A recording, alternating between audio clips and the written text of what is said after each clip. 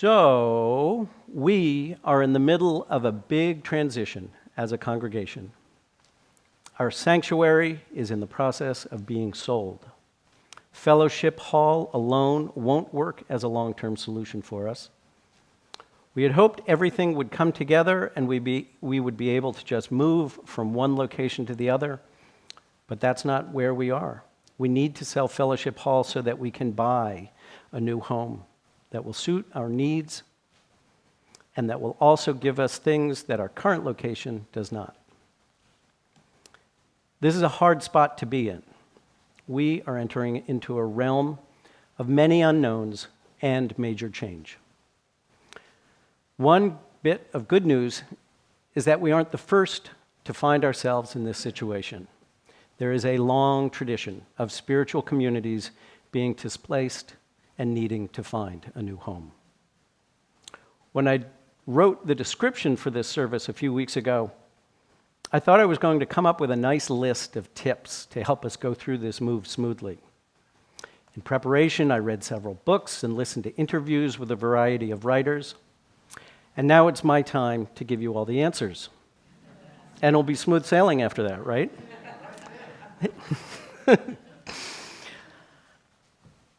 I found myself very frustrated as I was putting this service together. It wasn't falling into place. And then I realized it doesn't work quite the way I thought. Reverend Nika and other people have talked about this being a liminal time for us. What does that mean? It is a time of transition when an old way of doing things is being let go and a new one hasn't yet emerged. Sort of like the time a caterpillar spends in a chrysalis before it emerges as a butterfly. It is an in-between time, neither one thing or another.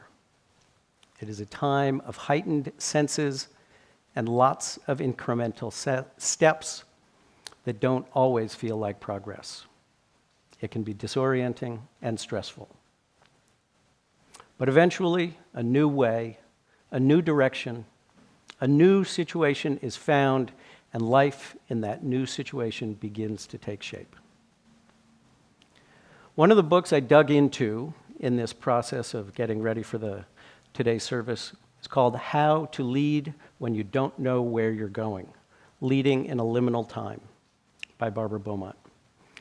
Reverend Nika asked both the board and the Committee on Shared Ministry to read and discuss this book chapter by chapter. It is a survey of a wide variety of churches in all sorts of transitions, needing to move, needing to downscale, needing to redesign established programs, sometimes by choice, but often not. These are case studies of churches navigating major institutional change. As the title states, it is a guide for leaders when they are not sure of the way ahead.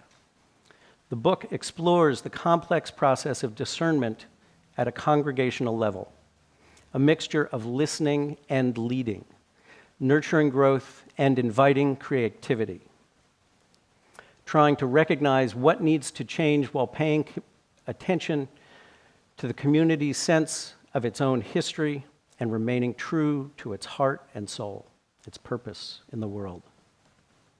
It is an ongoing dialogue of listening and reflecting back. As a member of the Committee on Shared Ministry, reading this together with the committee has been a great springboard for discussions for all of us as we try to envision our future and stay well aware of the state of our congregation. Another writer whose work I dug into is Bruce Feiler, best-selling author of a number of books, particularly one called Life is in the Transitions. From in-depth interviews with hundreds of people, he began to see how we all go through major life disruptors. He calls them lifequakes. Career upheaval, the end of a marriage, cancer diagnosis, a pandemic, catastrophic loss, things that sometimes just pile up on one another. These changes are sometimes chosen, sometimes not. They may take several years to fully resolve as we learn to adapt and recalibrate, and life is never the same. His thesis is that we can recognize the patterns of these cycles and use a variety of personal tools to help ourselves move through them. The pattern is that transitions have 3 phases. What he labels the long goodbye, where one is letting go of old ways, the messy middle, where one is trying to shed old habits and develop new ones, and the new beginning, where one is ready to move forward in a new direction. And there are 7 things he offers in his toolbox to smooth our way through these phases of change.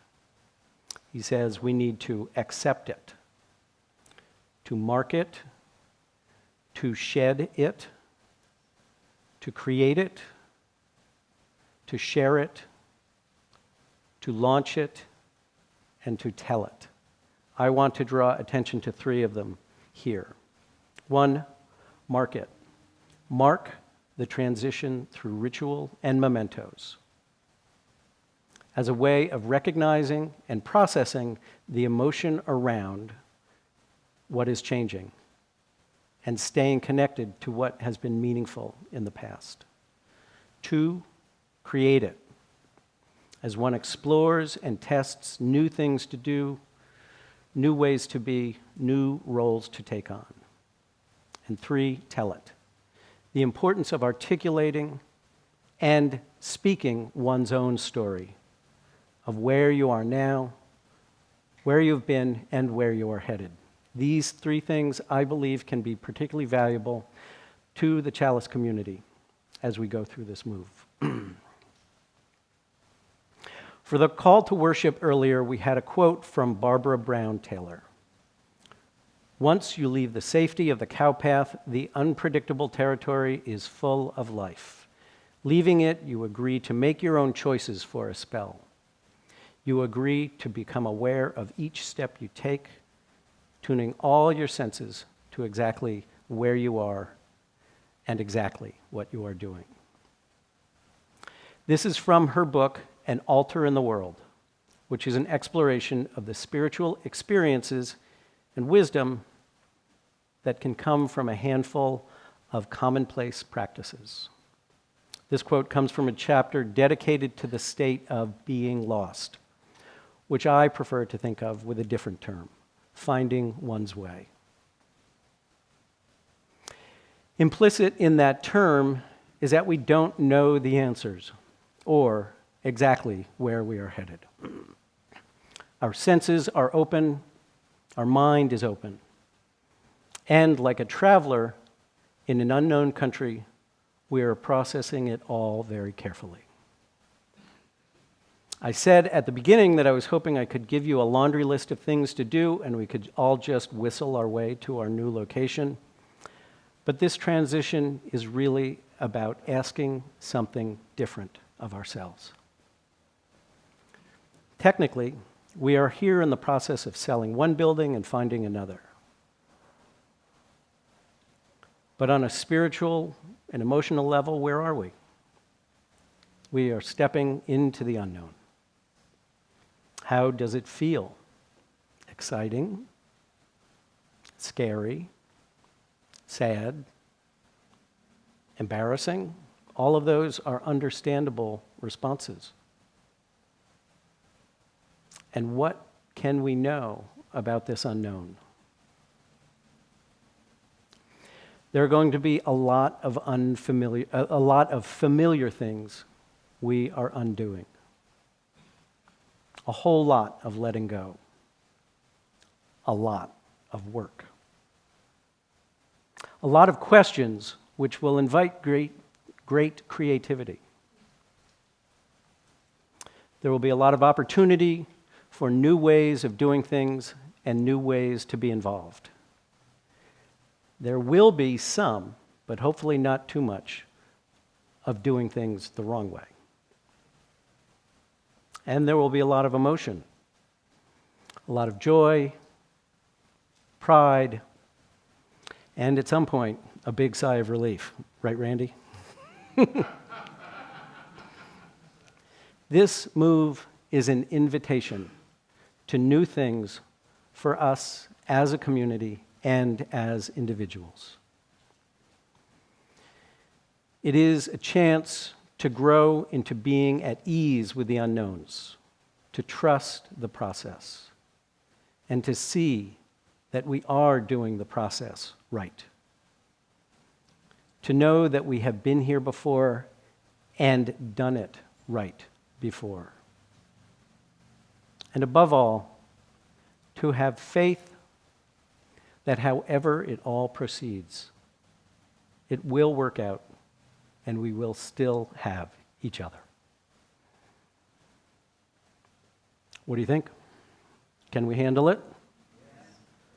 From what I have read, listened to, and seen together, we are finding our way. May it be so.